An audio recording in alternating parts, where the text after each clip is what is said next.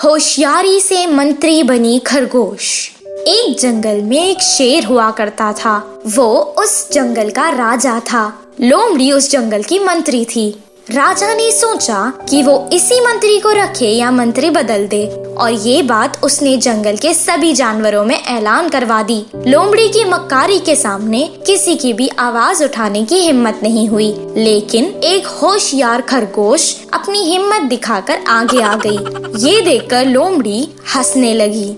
ओहो, तो तुम मुझसे मुकाबला करोगी? तुम दिखने में ही इतनी छोटी हो, तुम्हारा दिमाग भी छोटा है, उसमें क्या होशियारी भी है? ओ लोमड़ी, तुम होशियार हो, मैं ये बहुत अच्छे से जानती हूँ, पर तुमसे मुकाबला करना ही मेरे लिए बहुत बड़ी इज्जत की बात है। हाँ, ये बात तो है, तुम बहुत छोटी हो, तुम्हें ये मौका देती हूँ। चलो अब तुम ही बताओ, प्रतियोगिता क्या रखे? तो नदी के उस पार आम का एक बहुत बड़ा पेड़ है, और वहाँ से आम लेके आएगा वही इस प्रतियोगिता का विजेता होगा। अरे नहीं, इस नदी में तो बहुत खतरनाक मगरमच्छ रहते हैं, वो हमें खा लेंगे। अगर जान ही ना रही तो मंत्री बनके क्या कर लेंगे? ये प्रतियोगिता मैं क्या, कोई नहीं जीत सकता। ठीक है, अगर तुम अभी हार मान रही हो तो मैं ही जाकर आम लाती हूँ। इतना कहकर वो तालाब की ओर निकल गई। उसे देखकर लोमड़ी आश्चर्यचकित रह गई। खरगोश तालाब के पास जाकर मगरमच्छों को जोर जोर से आवाजें देने लगी। उसकी आवाज सुनकर वो ऊपर आ गए। दोस्तों, मैं यहाँ तुम्हारे लिए एक खुशखबरी लाई हूँ। हाँ, सुनाओ, जल्दी सुनाओ। खरगोश ने पहले से ही एक उपाय सोच रखा था। जंगल के राजा शेर का आदेश है कि वो इस जंगल के सभी जानवरों को एक एक उपहार देना चाहते हैं, और उन्होंने मुझे सब जानवरों की गिनती करने के लिए भेजा है। अगर तुम मुझे नहीं मारोगे तो मैं आराम से तुम्हारी गिनती कर कर राजा को तुम्हारी गिनती बता दूंगी। तब वो मगरमच्छ आपस में बातें करने लगे। एक मगरमच्छ ने कहा, ठीक है, पर तुम हमारी गिनती करोगे कैसे? तुम सब एक साथ एक रेखा बनाकर खड़े हो जाओ, मैं तुम्हारे ऊपर से कूदकर तुम्हारी गिनती कर लूंगी। सभी मगरमच्छों ने उसकी बात मान ली।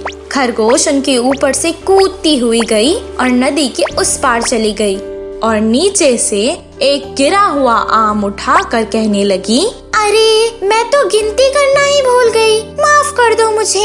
एक बार फिर से रेखा बनाकर खड़े हो जाओ ना, मैं अब पक्का गिनती कर लूंगी।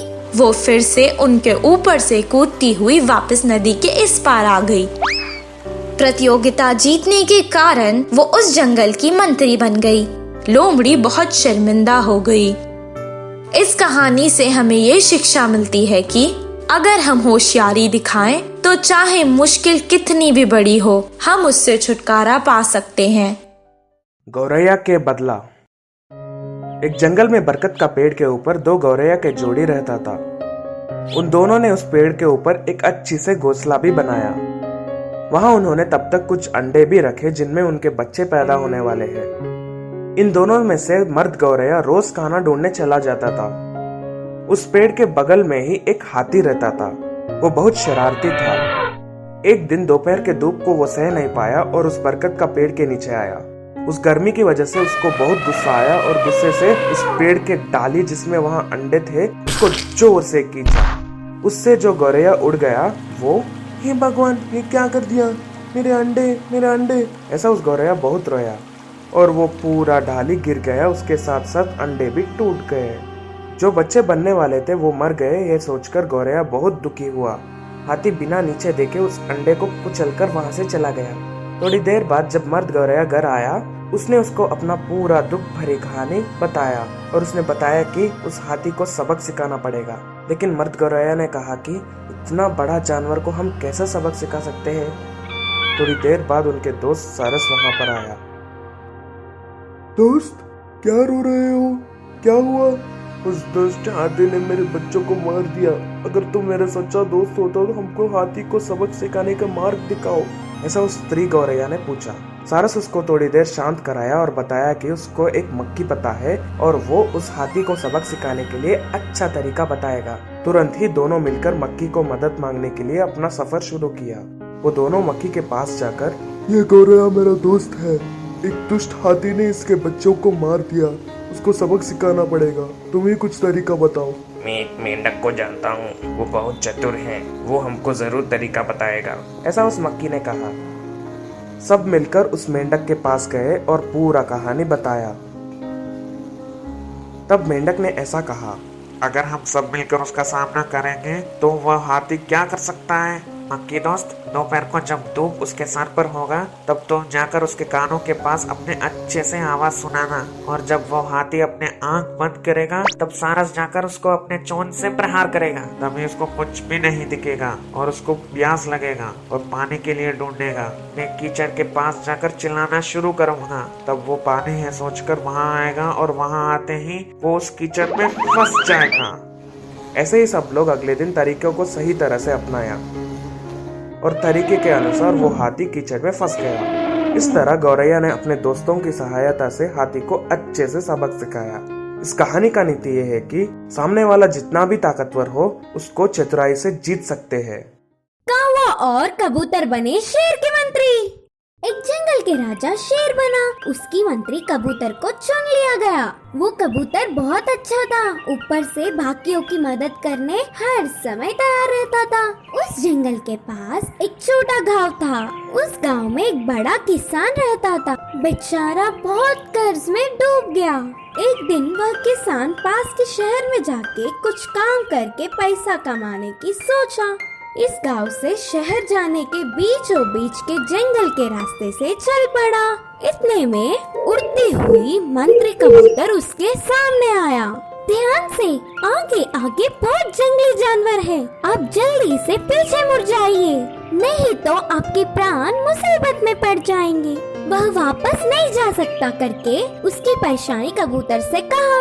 उस किसान के कष्टों को देख कबूतर पिघल गया। उसको महाराज शेर के पास ले जाकर मदद करने को कहा। उसकी स्थिति देख तरस खा के शेर ने भी पैसे, सोना, पोटलियां दिए। तुम्हें आगे आगे किसी भी तरह की छोटी सी भी कष्ट हो तो निर्भय होकर मुझसे मिलो, मैं जो होगा वो मदद करूँगा। उस बहुत कीमती पोटलियों को देख वह किसान बहुत खुश होकर वापस उसके गांव चल पड़ा। ऐसे समय बीतता गया। उस किसान के पास का पूरा दिन खत्म हुआ। वह फिर से शेर को मदद मांगने उस जंगल पहुंचा, लेकिन इस बार जंगल में बहुत सारे परिवर्तन थे। कबूतर के बूढ़ा होने के कारण उसके स्थान पर कौवा मंत्री बना। कौवे ने किसान को देख तुरंत शेर को शिकार करने को कहा। उसकी आवाज सुनते ही शेर तुरंत पंजा लड़ाते हुए उस किसान को पहचान कर रुक गया। अच्छा तो तुम हो मंत्री, ये हमारा शत्रु नहीं मित्र है। इन्हें हम पहले ही दंड दे के मदद कर चुके। महाराज, अतीत की बात और अब की बात अलग है। अगर आपके मदद करने पर भी कल ये फिर आ जाएगा। ऊपर से इसका और हमारा मित्र जात है ही नहीं, अलग जात है।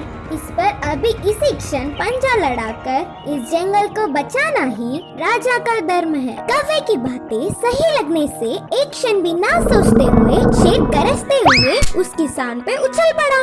इस कहानी की नीति यह है कि हमारे आसपास के लोग जैसे ही हमारी सोच होती है। शेर कबूतर के साथ था तो उस किसान को अच्छा किया, पर कौवे के कारण कष्ट पहुंचाया। इसीलिए हमें कभी भी अच्छे लोगों से मित्रता करने से ही अच्छा नाम मिलता है।